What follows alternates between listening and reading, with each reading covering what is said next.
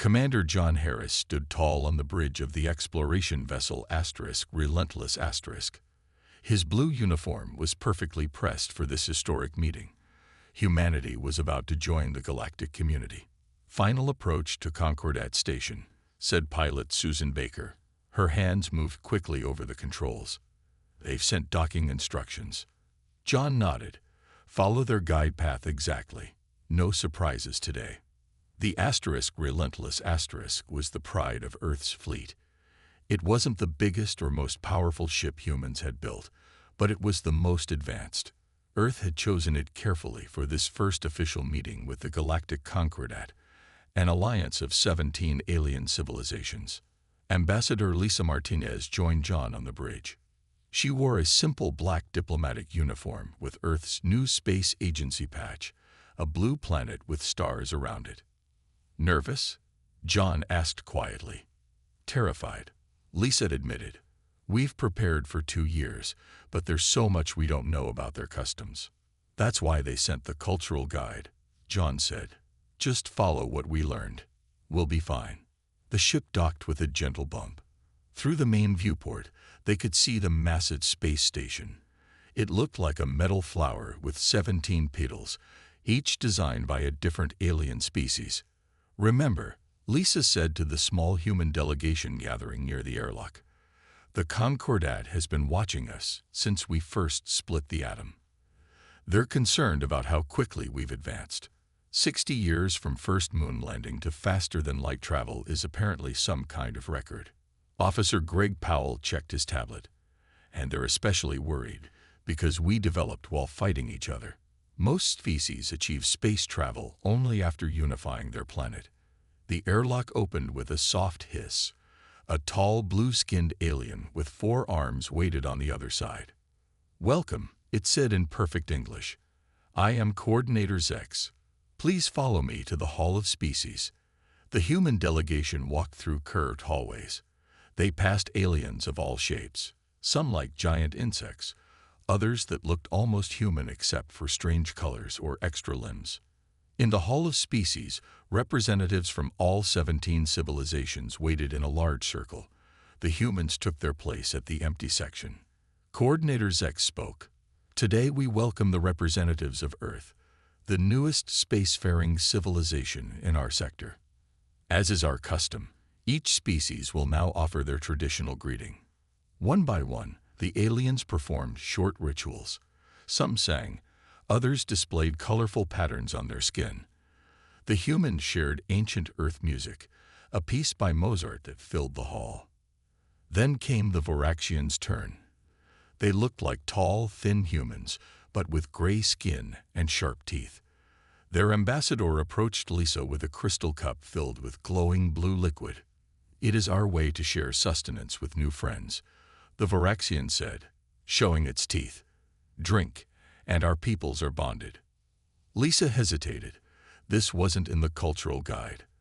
The liquid smelled strange, like almonds and metal. I'm sorry, she said politely, but I cannot consume unknown substances without testing. It's our protocol. The Voraxian's face changed instantly. Its yellow eyes narrowed, and it dropped the cup. The blue liquid sizzled on the floor. You refuse our bond offering, it hissed. This is the highest insult. John stepped forward. Ambassador, we meant no offense. Perhaps there's another way. Silence. The Voraxian turned to the other aliens. You see, they are arrogant and disrespectful, just as we warned. Coordinator Zex moved between them. Please, let's remain calm. Cultural misunderstandings are common. An alarm blared. A human officer ran into the hall, face pale. Commander Harris, we just received an emergency signal from your robot outpost. They're under attack. A Voraxian warship appeared and opened fire. The research station is destroyed. All 32 scientists are dead. Silence filled the hall. The Voraxian ambassador smiled coldly. Consider it answered insult, it said. Now you understand how the Concordat maintains order among its members. John's hands curled into fists. You've just killed innocent people over a misunderstanding. The Varaxian leaned close. "No, human. You've just started a war with the galaxy's most lethal species." The United Nations Space Command Center buzzed with urgent activity. Large screens showed the destroyed Europa Research Station. Smoke still rose from the twisted metal ruins. No survivors had been found. Admiral Samantha Wright stood in the center of the room. Her gray hair was pulled back in a tight bun, and her face showed no emotion, but her eyes burned with anger. "What do we know about their military capabilities?" she asked. Intelligence Officer Kevin Clark stepped forward with a tablet. He was young for his position, but brilliant at analyzing alien technology. "The Concordat appears advanced, but in an unusual way," he said. "Their technology hasn't changed much in centuries. They don't innovate like we do." "Explain," Admiral Wright demanded. Kevin displayed images of alien ships. They reached a certain level, and then just stopped trying to improve. Their weapons are powerful but predictable. They haven't fought a real war in over 500 years. President Alan Garcia entered the room, and everyone stood at attention. He looked tired. He had been woken at 3 a.m. with news of the attack. "Tell me our options," he said simply. Admiral Wright pointed to a map of the solar system. "We could strike back at multiple Varaxian targets, but that would likely trigger full-scale war with the entire Concordat. Or," Kevin added, "we could send a measured response. A single precise strike to show we won't accept attacks on our people, but we don't want total war." The president nodded slowly. "Where?" Kevin showed an image of a small station near Pluto's orbit, a Varaxian monitoring post. Automated, no living crew. Destroying it sends a message without killing anyone. "Do it," the president said. "But choose your team carefully." Captain Frank Wilson of the stealth frigate Phantom received his orders an hour later. His ship was small but nearly invisible to sensors. Perfect for the mission. "This is surgical," he told his crew as they prepared to leave Earth orbit. "We go in, destroy the target, and leave. No heroics." The Phantom slipped through space silently. Its dark hull absorbed light instead of reflecting it. Inside, the crew worked quietly. They knew the importance of their mission. "Target in visual range," said Navigator Olivia Reed. The Varaxian monitoring station looked like a black spider with thin legs extending in all directions. Sensors on each leg pointed toward Earth. "Weapons ready," said Weapons Officer Carl Duncan. "Clean shot available." Frank took a deep breath. This would be humanity's first attack on an alien structure. History in the making. "Fire," he ordered. The Phantom's railguns launched heavy metal projectiles at incredible speed. They tore through the station, cutting its legs and piercing its center. The station broke apart without an explosion. There was no oxygen in space to feed a fire. "Target destroyed," Carl reported. "Clean hit. Good work. Now let's go home," Frank said. But as the Phantom turned to leave, alarms blared. 3 Varaxian warships just appeared, Olivia shouted. They were hiding behind Pluto's moon. The alien ships were huge, each one 10 times larger than the Phantom. They glowed green as their weapons charged. They knew we were coming, Frank realized. This was a trap. The first alien blast missed the Phantom by meters. The human ship shook from the energy passing nearby. "They expected us to use energy weapons like they do," Frank said, thinking quickly. "They don't know about our kinetic weapons. Target their engine sections with railguns." The Phantom spun and fired its metal projectiles. The first Varaxian ship's shields flashed, but failed to stop the solid slugs. Its engines exploded, sending it tumbling. "Again," Frank ordered. 2 more shots, 2 more damaged Varaxian ships. The aliens had never faced weapons like this. Their shields were designed to stop energy, not physical objects. The Phantom raced away at full speed, leaving the damaged alien vessels behind. We just destroyed 3 ships that should have easily beaten us, Olivia said in disbelief. Frank nodded grimly. And they'll be angry about it. Get us home. Fast. When they reached Earth, a message was waiting. The Galactic Concordat had issued an ultimatum. Earth must surrender unconditionally or face extinction. President Garcia read the message twice, then looked at Admiral Wright. Send our answer, he said. The response was simple. Humanity does not surrender. Dr. Olivia Bennett hadn't slept in 36 hours. Her lab at the Xenobiology Research Center was filled with holographic images of Voraxians. Data scrolled on multiple screens as she searched for anything that might help humanity survive. More coffee? Asked her assistant, handing her a steaming cup.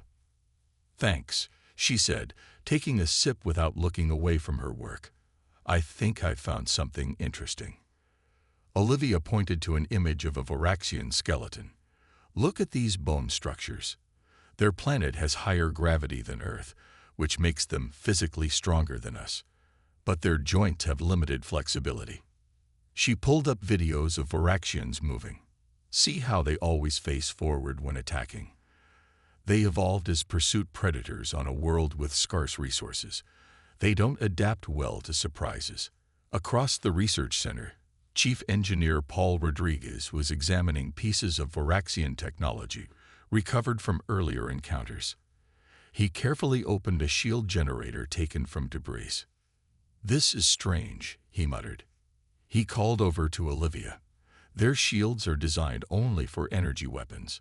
They have almost no protection against physical impacts. Olivia joined him. That matches my findings about their psychology. The Voraxians consider kinetic weapons primitive. They abandoned them centuries ago. But we still use them, Paul said, smiling slightly.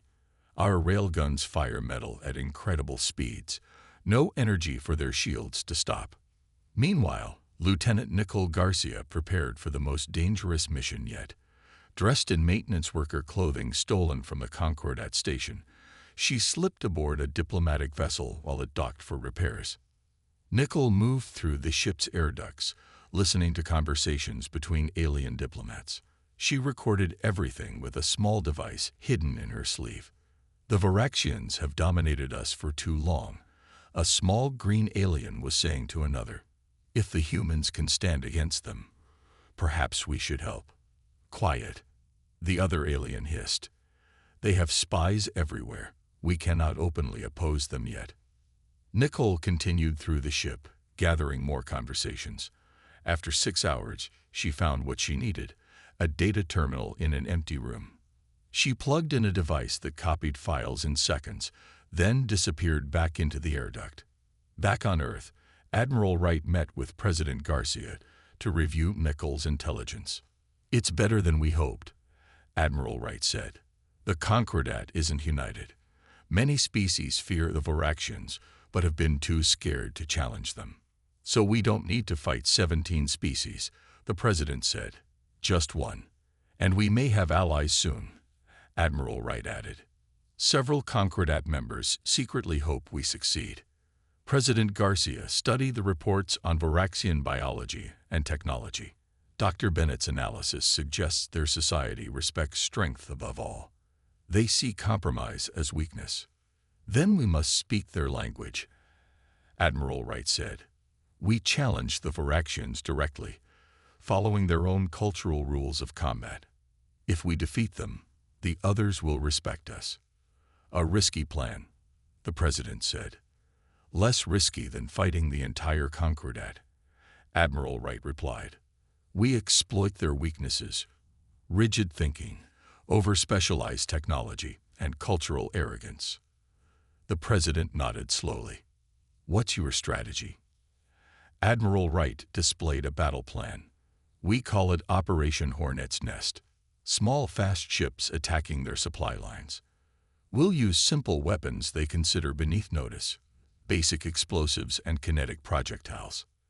Their shields can't stop them, Paul added, joining the meeting. And psychologically, they won't respect us until we prove our strength, Olivia said. President Garcia studied their faces. An engineer, a scientist, and a military officer, all working together. This was humanity's true strength. Begin preparations, he ordered, but keep looking for peaceful solutions too. I want to win this war, but I'd rather end it before more lives are lost. As they left the meeting, Nicole stopped Admiral Wright. There's one more thing, she said quietly. According to the files I found, the Varaxians engineered that first diplomatic incident. They wanted an excuse to attack us before we became a threat. Admiral Wright's expression hardened. Then they've already made a critical mistake, she said. They've underestimated just how dangerous we can be when provoked. Operation Hornet's Nest began at midnight Earth time. 50 small human ships jumped into Varaxian space at different points. Each targeted a supply ship or fuel depot. They struck quickly and vanished before the Varaxians could respond. Admiral Wright watched from the command center as green dots representing human ships appeared and disappeared across the star map. Phase 1 complete, reported her tactical officer. 47 successful strikes. No human casualties. The Varaxians are scrambling their defense fleet, added another officer. They're spreading thin, trying to protect everything at once. Admiral Wright nodded. Just as we planned. Now for Phase 2. Captain Mary Sanchez led the second wave. Her ship, the Swift Asterisk, headed for the Varaxian shipyard orbiting their colony world Krovac. 5 other ships followed her, each carrying a team of engineers. Remember, Mary told her crew, we're not destroying the shipyard, we're taking it. The Swift Asterisk dropped out of faster-than-light travel just outside the shipyard's sensor range. The massive space structure looked like a metal spider web with half-built ships caught in it. Only light defenses, reported her scanner operator. They never expected an attack here. Of course not, Mary said. Why would primitive humans attack a shipyard? We couldn't possibly understand their technology. Her crew laughed quietly. The Varaxians' arrogance was becoming their greatest weakness. The 6 human ships accelerated toward the shipyard, firing precisely at sensor arrays and weapon mounts. Within minutes, they docked at different points around the structure. Mary led her team through the shipyard's corridors. They wore light armor and carried stun weapons. They had orders to avoid killing when possible. Engineering section secured, reported one team over the radio. Control room taken, added another. Mary's team encountered 6 Varaxian workers. They tried to fight but fell quickly to stun blasts. The humans tied them up and continued. 3 hours later, the entire shipyard was under human control. Mary sent a simple message to Earth, package secured, ready for delivery. Chief Engineer Paul Rodriguez arrived the next day with 200 engineers. They immediately began studying the half-completed Varaxian warships. We can finish these ships ourselves, Paul told Admiral Wright over a secure channel. But better yet, we can improve them. Back on Earth, weapons manufacturer Daniel Cooper worked with his team day and night. They had developed a new weapon system called Sledgehammer, simple tungsten rods that could be dropped from orbit. Moving at hypersonic speeds, they hit with the force of nuclear weapons but without radiation. The delivery platforms are ready, Daniel told President Garcia during a briefing. We can launch from stealth satellites. The Varaxians won't see them coming. President Garcia gave his approval. Target their flagship only. I want to show what we can do without causing mass casualties. The Varaxian flagship Eternal Dominance moved into position near Mars. It was massive, 4 kilometers long and bristling with weapons. It prepared to lead an assault on the human colony. In orbit above Earth, a small satellite released a cluster of tungsten rods. They fell toward Mars orbit, accelerating to incredible speed. The Varaxian admiral on the flagship noticed the approaching objects too late. What are those? They're not ships or missiles. The rods hit the Eternal Dominance like spears through paper. They pierced the ship from end to end, ignoring shields designed to stop energy weapons. The mighty vessel broke apart, its reactor exploding in a burst of blue light. The remaining Varaxian ships retreated in confusion. On the Concordat Central Station, the Varaxian High Commander demanded action from the full council. These humans have destroyed our flagship. The entire Concordat must join in crushing them. But several council members hesitated. The humans have only targeted Varaxian military assets, noted the Tellurian representative. They've shown remarkable restraint. And remarkable effectiveness, added the Nyx delegate quietly. The Varaxian commander hissed in anger. Are you refusing to honor our alliance? We are suggesting caution, replied the Tellurian. The humans fight in ways we've never seen. Perhaps diplomacy would be wiser than escalation. The Varaxian slammed its fist on the table. There will be no diplomacy, only complete human surrender or extinction. As the council argued, a message arrived from Earth. It contained just 4 words. We're just getting started. Secretary of State William Peterson's shuttle approached the neutral space station with no markings or flags. This meeting had to remain secret. If the Varaxians discovered it, they would attack immediately. His pilot pointed to a small docking bay. That's our entry point. No regular patrols there. William nodded. He carried no weapons, just a data tablet with humanity's offer. This mission could change the course of the war. Inside the station, 2 aliens waited in a dimly lit room. One had blue skin with silver patterns that shifted constantly.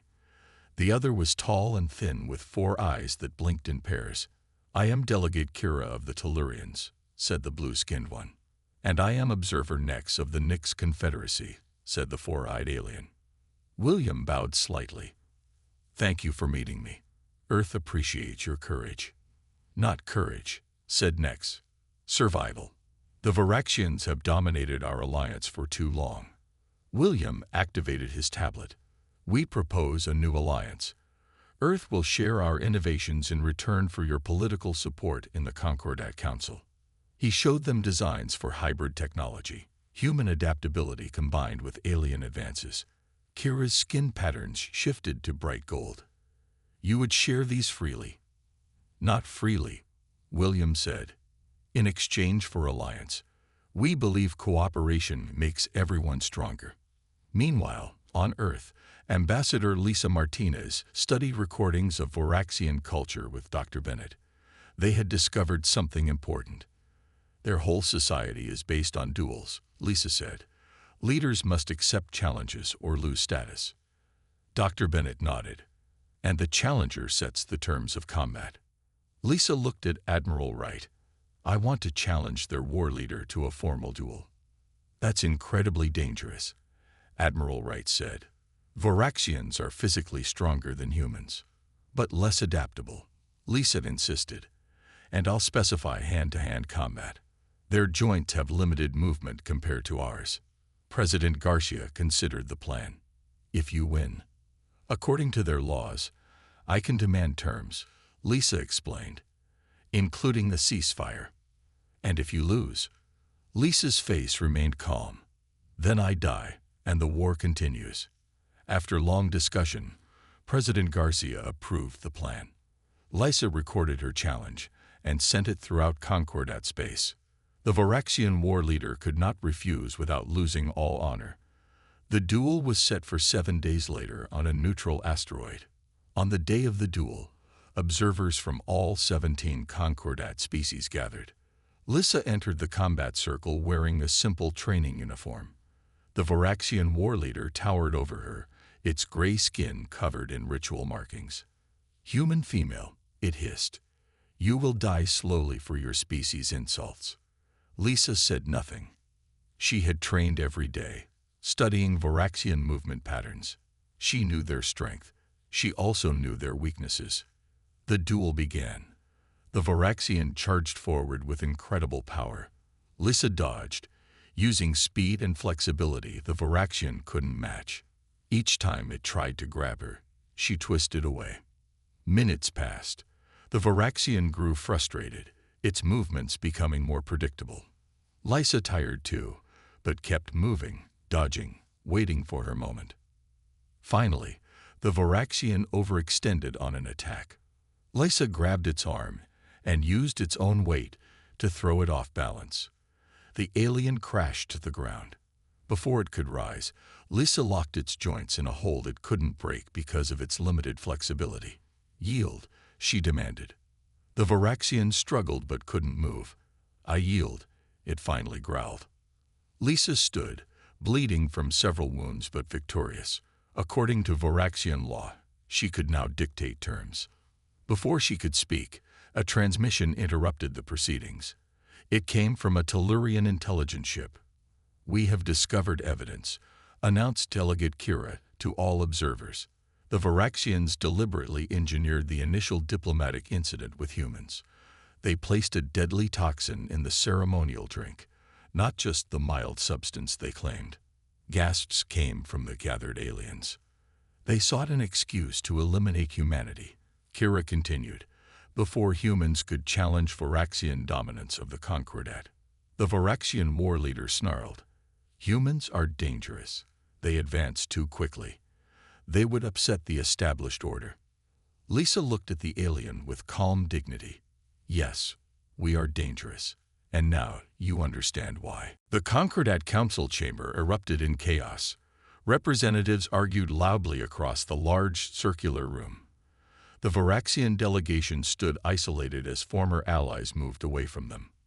"We call for an emergency vote," announced the Tellurian delegate. "We propose to recognize Earth as an independent power, not subject to Varaxian authority." 5 species immediately supported the motion. Others hesitated, looking between the humans and the Varaxians. "Those who side with humans become our enemies," warned the Varaxian commander, showing sharp teeth. The Nyx delegate stood tall. "We have lived as your servants for too long. The humans have shown us another way." When the vote finished, the Concordat had split. 8 species, including the Tellurians and Nyx, formed a separate alliance with Earth. The remaining loyal species, led by the Varaxians, stormed out of the chamber.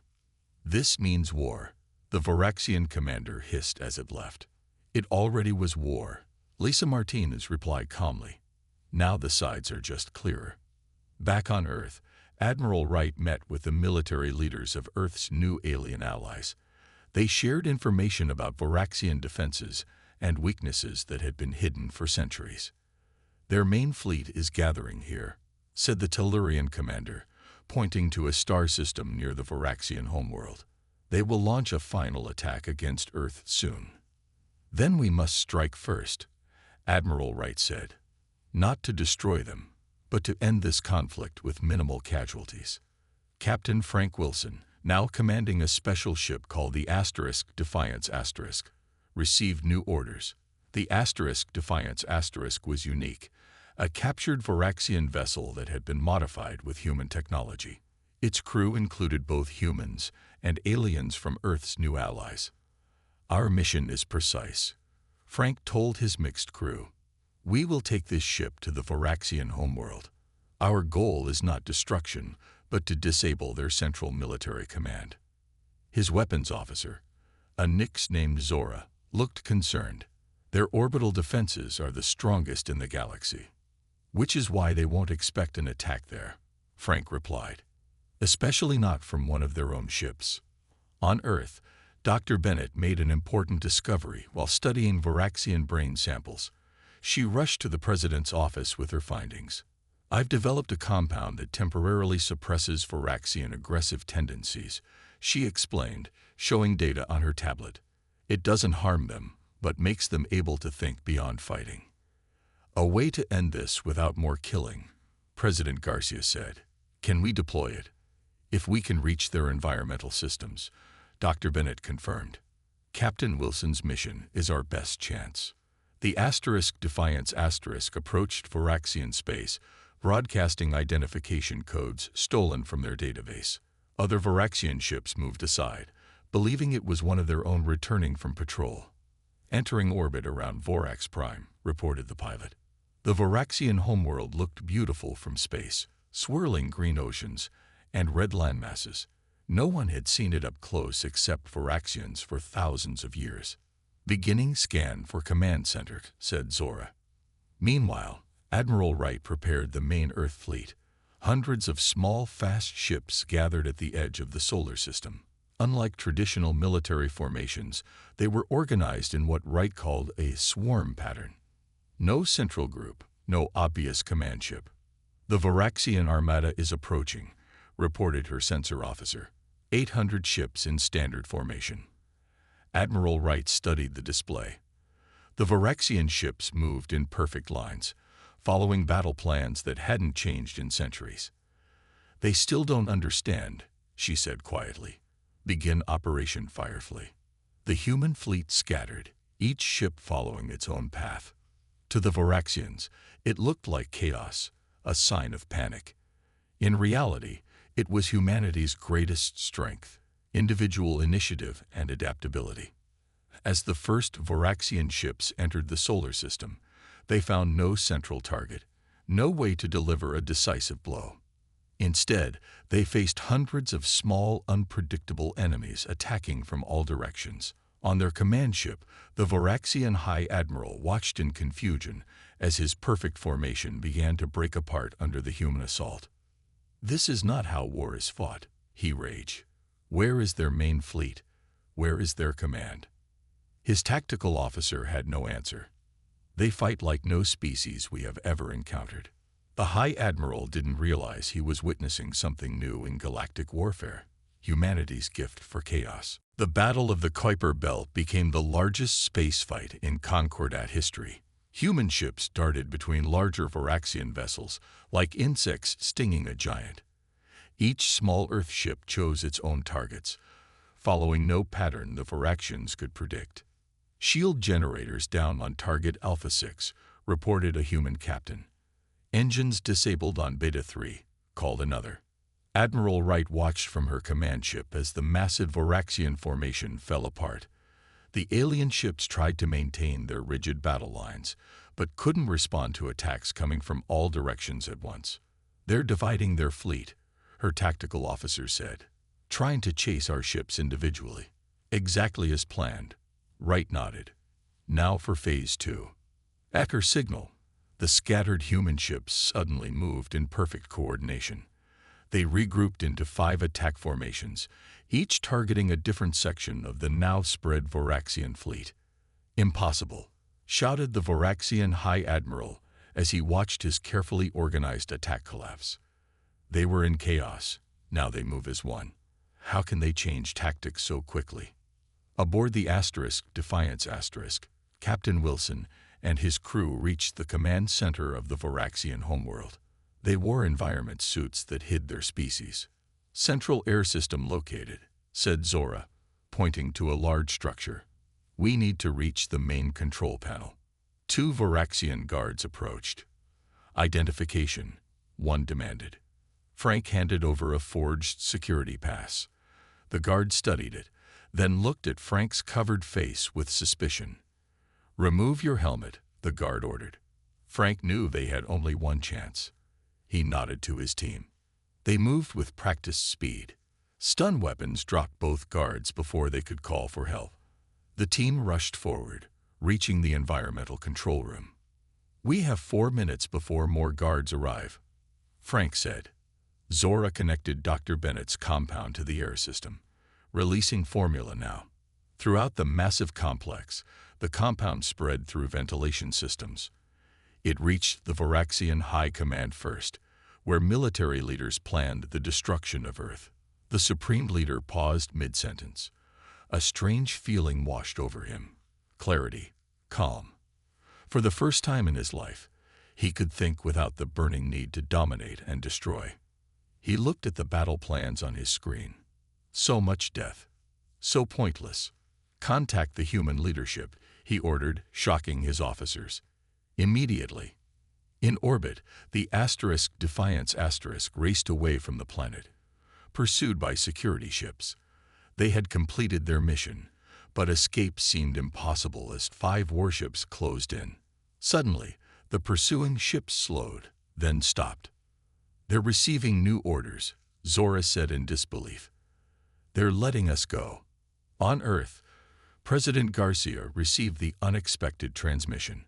The supreme leader of the Voraxians appeared on screen, his expression different from any Voraxian seen before, thoughtful rather than aggressive.